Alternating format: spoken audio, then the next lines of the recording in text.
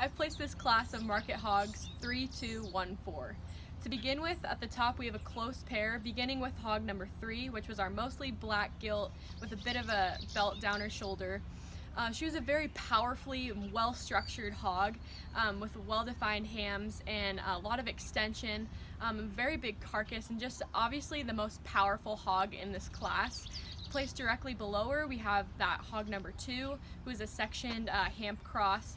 Also a very well-built hog, had a lot of power in her steps as well and good extension.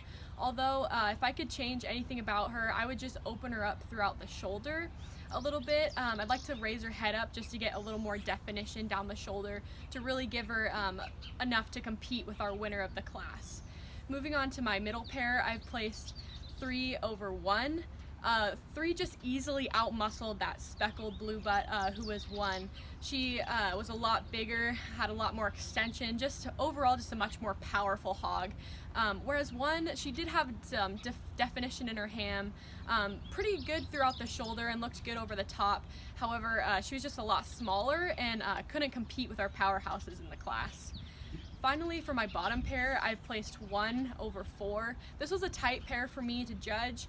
They're very similar, but our speckled blue butt has placed over that sectioned off ham cross there at the bottom.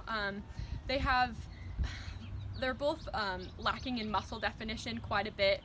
However, 1 just seems like she has more potential. If she was to put a few more pounds on, that she'd be able to compete with the top, whereas 4 seemed like she just needed to be straightened out over the top, need to be opened up through the shoulder and the ham area, and just lacked in what I felt that 1 could accomplish eventually given some more time.